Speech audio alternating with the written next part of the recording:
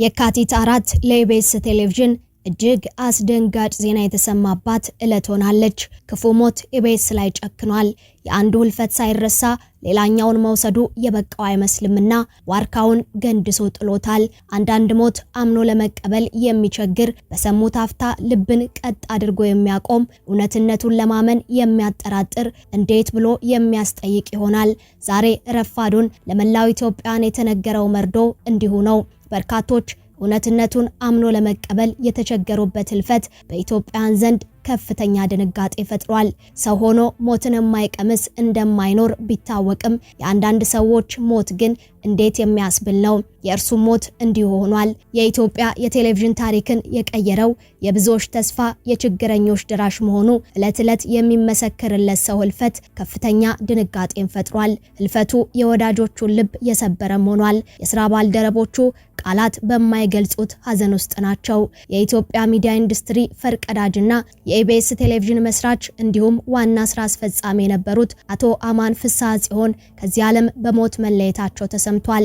አቶ አማን ለሚዲያው ዘርፍ ካበረከቱት ከፍተኛ አስተዋጽኦ ባሻገር ለብዙዎች የህይወት መስመር መቃናት አሻራቸውን ያሳረፉ ሀገር ወዳድ መሆናቸው ይታወቃል። በኢቢኤስ የሚተላለፉ አብዛኛዎቹ ማህበረሰብን የሚጠቅሙ፣ ለአቅመ ደካሞች አቅም፣ ላዘኑት ሳቅ፣ ለተቸገሩት መፍትሄ የሚሆኑ ፕሮግራሞች በሙሉ የአቶ አማን ፍስሐ ጽዮን መልካም ልብ የሚያሳዩ መስታወቶች መሆናቸው የሚነገር ነው። በቅርበት የሚያውቋቸው ሰዎችም አብዝተው የሚመሰክሩላቸው እውነት የአቶ አማን ፍስሐ ጽዮን ለሀገርና ለህዝብ ያላቸውን ፍቅር ነው።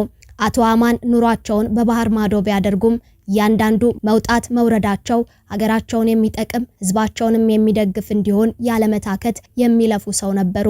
ታዲያ የሞትን ክፋት የሚያጎሉ ሰዎች አሉና ክፉ መሆኑ የሚታወቅለት ሞት ምህረት የማያውቅ ጨካኝ መሆኑን በኢቢኤስ ቴሌቪዥን ላይ አሳይቷል። የአንጋፋውን ጋዜጠኛ ሙት ዓመት ለማሰብ እየተሰናዳ የነበረው ቴሌቪዥን ጣቢያው ተወዳጁን ተዋናይና የቴሌቪዥን አቅራቢ ነጻነት ወርቅነህን በሞት ተነጥቆ ሀዘን ካረበበበት ገና አልተጽናናም ነበር። ኢቢኤስ ቴሌቪዥን ላይ የገባው መልአከ ሞት ግንዱን ካልገነደሰ የሚመለስ አይመስልምና የተወዳጅ ጋዜጠኞች አሰባሳቢውን ተመልካች በፍቅር የሚመለከታቸው ፕሮግራሞች ህዝብ አይንና ጆሮ ላይ እንዲደርስ ምክንያት የሆነውን ባለመልካም ልቡን ሰው ላይመለስ ይዞት ሄዷል። መላው ህዝቡም በሰማው የህልፈት ዜና እጅግ ተደናግጧል። እንዴት ሊሆን ቻለ? ምን አጋጠማቸው? የሚለው የብዙዎች ጥያቄ ነው። በኢትዮጵያ የሳተላይት ቴሌቪዥን ታሪክ ውስጥ ቀዳሚና ተጽዕኖ ፈጣሪ ከሆኑ የግል ሚዲያዎች አንዱ የሆነው የኢቢኤስ ቴሌቪዥን መስራችና ዋና ስራ አስፈጻሚ አቶ አማን ፍስሐ ጽዮን ባደረባቸው ህመም ምክንያት በሕክምና ሲረዱ መቆየታቸው የተነገረ ሲሆን ዛሬ የካቲት 4 ቀን 2018 ዓ.ም ከዚህ ዓለም በሞት ተለይተዋል። የኢቢኤስ ቴሌቪዥን ማኔጅመንት ባወጣው መደበኛ መግለጫም የአቶ አማንን ህልፈት በከፍተኛ ሀዘን አረጋግጧል። ተቋሙ በመግለጫው ላይ የኢትዮጵያ ሚዲያ እድገትና ለጣቢያችን ኢቢኤስ ስኬት የማይተካ ሚና የተጫወቱት የታላቅ ራዕይ ባለቤት የሆኑት ብርቱ ሰው ዛሬ እንደ ቤተሰብም እንደ ጣቢያ ብናጣም የአቶ አማን ፍስሐ ራዕይ ይቀጥላል ሲል ገልጿል።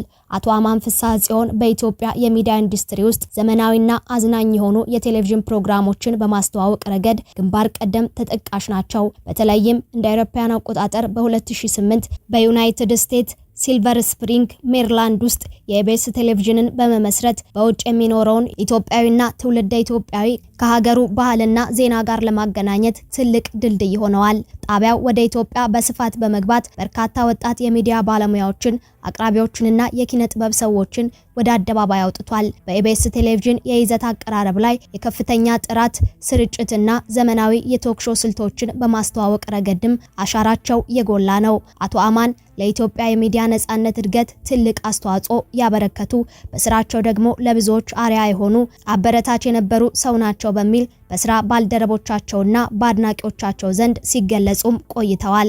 በርካቶችም በአቶ ፍስሐ ጽዮን ህልፈት የተሰማቸውን ሀዘን እየገለጹ ሲሆን ጋዜጠኛ ቴዎድሮስ ተክለአረጋይ የአቶ አማን ፍስሐ ጽዮን ማንነትን የሚገልጽ ጽሑፍ በማጋራት እንዲህ ሲል ሀዘኑን ገልጿል። አማን ባለውለታዬ ነበር የሚለው ቴዎድሮስ ተክለአረጋይ ኢቢኤስ ቴሌቪዥንን ለመመስረትና በራሱ ቀለም መሪ ሆኖ እንዲቆም ለማድረግ ዕውቀቱን ጊዜውንና ሁሉ ነገሩን ሰጥቶ የሐሳቡን አሳክቷል ይላል። ኢቢኤስ እዚህ እንዲደርስ ከጣሩት የጣቢያው ባለቤቶችና አመራሮች አንዱና ዋነኛው ነው አማን። በዚህ ሂደት ውስጥ ልክ ያልመሰለኝን ስራ ባየው ጊዜ በሙሉ እንደ ኢቢኤስ በተቃውሞ ስተት የመሰለኝን ፕሮግራም እንዲታረም በመሻት የጻፍኩበት ሚዲያ የለም። አማንና መላው የኢቢኤስ ማኔጅመንት የሚቀበሉትን ወስደው ያልጣማቸውን ከመውሰድ ያለፈ ፊታቸውን አላጠቆረብኝም። መጽሐፍቶቼንም ቲያትሮቼንም የኢቢኤስ ቴሌቪዥንን ያህል ያስተዋወቀልኝ እኔም ቃለ መጠይቅ የሰጠውበት ጣቢያ የለም። ምንኛለው መጽሐፍ ሲወጣ በቀጥታ ለአማን ነፃ የማስታወቂያ ትብብር እንዲያደርግልኝ ጠየቅኩት። እንደውም ትዝ ይለኛል አማን እንደዚህ ብሎ ይጠይቅ አይጠይቅ አላውቅም። ከትዕግስት ዋልተ ንጉስ ጋር ለህብረተሰብ የሚጠቅም መጽሐፍ ጽፈናል ብለን እናምናለን። ነፃ ማስታወቂያ እንድትሰጠን እንፈልጋለን ያልኩት። ላስበውና ልንገርህም አላለኝም። በዚያው ስልክ ነፃ ማስታወቂያ እንደሚሰጠን ቃለ መጠይቅ ተደርጎልን ስራችንን እንደምናስተዋውቅ ቃል ገባልኝ። ቃሉንም ፈጸመ። 300 ሺህ ብር የሚያወጣ ማስታወቂያ ሰጠኝ። ለእኔ የአማን መልካምነት ማስታወቂያ በመስጠቱ አይደለም የሚገለጸው፣ ቅር አለመሰኘቱ፣ እኔን እንደ ስራው ነቃፊ አለመውሰዱ፣ አላማዬን መረዳቱ። ይህን ለኔ የውለታ ያህል ነው። መተቸትን መቀበል መልካምነት ይፈልጋል። ኢቢኤስ ቴሌቪዥን ሊያነጋግረን ቢችል እንኳን የግልና የመንግስት ቴሌቪዥን ጣቢያዎች ሁሉ የሚኮርጁትና ሊሆኑት የሚመኙት ጣቢያ ሆኗል። የዚህ የዋና ስራ አስፈጻሚ አማን ፍስሐ ጽዮን ማንነት ነው። ዛሬ ይህ ሰው አርፏል። አማን ነፍስ በሰላም ትረፍ ብሏል። የቀድሞ የኢቢኤስ የስራ ባልደረባ የነበረችው ጋዜጠኛ ናፍቆት ትዕግስቱም ሀገራችን ጠንካራ የሚዲያ ሰው አጣች። አማን ፍልፈትን መስማት አምኖ መቀበል ይከብዳል። በጣም ጠንካራ ሰው ነበርክኮ፣ እንዴት ተሸነፍክ? ለሚዲያው ስላበረከትከው ትልቅ አስተዋጽኦ እጅግ እናመሰግናለን። ካንተ ጋር መስራት ብዙ ማትረፍ ነውና እድለኛ ነኝ። እንኳንም አወኩ።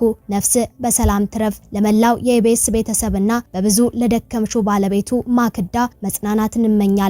መንፈስ ቅዱስ ልብሽን ይጠብቅ ስትል በማህበራዊ ትስስር ገጿ ሀዘኗን አጋርታለች። መካሬ፣ አብርቼ፣ ደጋፌ፣ ወንድሜ አማንዬ፣ እረ በስመ አብ እኔስ አልቻልኩም። የትኞቹ ቃላት ናቸው ጉልበት አግኝተው የሀዘኔን ጥልቀት መግለጽ የሚችሉት? ሁሌም በንግግር መሃል የምትጠራው የምትደገፈው አምላክህ ነፍስህን ይቀበላት፣ በህይወት እስካለው ምክሮችህ አብረውኝ ይኖራሉ ስትል ሀዘኗን የገለጸችው ደግሞ አርቲስት መቅደስ ጸጋዬ ናት። የብዙዎች ተስፋ፣ የችግረኞች ደራሽ፣ በሚዲያ ጥበባቸው የሰውነትን ዋጋ ያስመሰከሩ ባለውለታ ሰው መሆናቸውን ይመሰከራል። የኢትዮጵያ ሚዲያ ታሪክ ሲነሳ ስማቸው ከፊት መስመር የሚጠቀሰው ታላቁ ባለራዕይ አቶ አማን ፍስሐ ጽዮን ከዚህ ዓለም በሞት መለየታቸውን ተከትሎ መላው ኢትዮጵያ ብሮድካስት ኢንዱስትሪና ወዳጅ ዘመዶቻቸው በጥልቅ ሐዘን ላይ ይገኛሉ።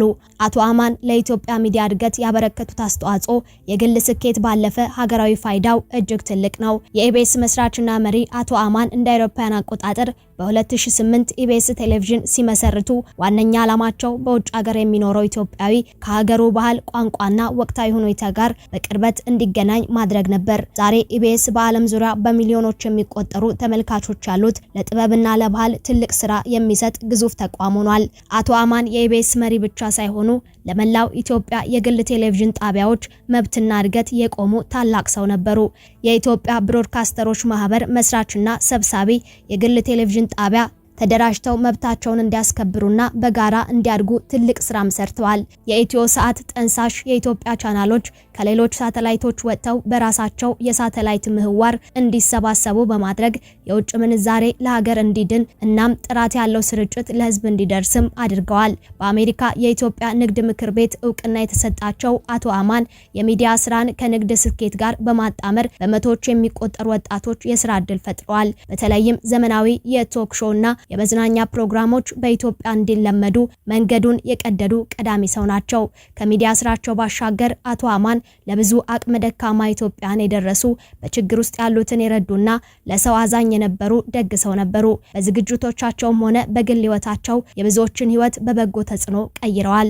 የአቶ አማን ህልፈት ለአንድ ተቋም ብቻ ሳይሆን ለሀገርም ትልቅ ኪሳራ ነው። ሆኖም ግን የፈጠሩት ተቋም የሰሩት በጎ ስራና ያሳዩት የጽናት መንገድ ለብዙዎች አርያ ሆኖ ይኖራል። በርካታ የመንግስትና የግል ሚዲያዎችም በአቶ አማን ፍስሐ ጽዮን ህልፈት የተሰማቸውን ሐዘን እየገለጹም ይገኛል። የቀብር ስነ ስርዓቱን አስመልክቶ የሚኖረው መርሃ ግብርም በቀጣይ እንደሚገለጽ ተነግሯል። እኛም የቀብር ስነ ስርዓቱ አስመልክቶ የሚወጡ አዳዲስ መረጃዎችን ወደ እናንተ እንደምናደርስ እንገልጻለን። ውድ የአማርያ ቲዩብ ቤተሰቦች በአቶ አማን ፍስሐ ጽዮን ህልፈት የተሰማንን ሐዘን እየገለጽን በቻናላችን ስም መጽናናትን ተመኘን።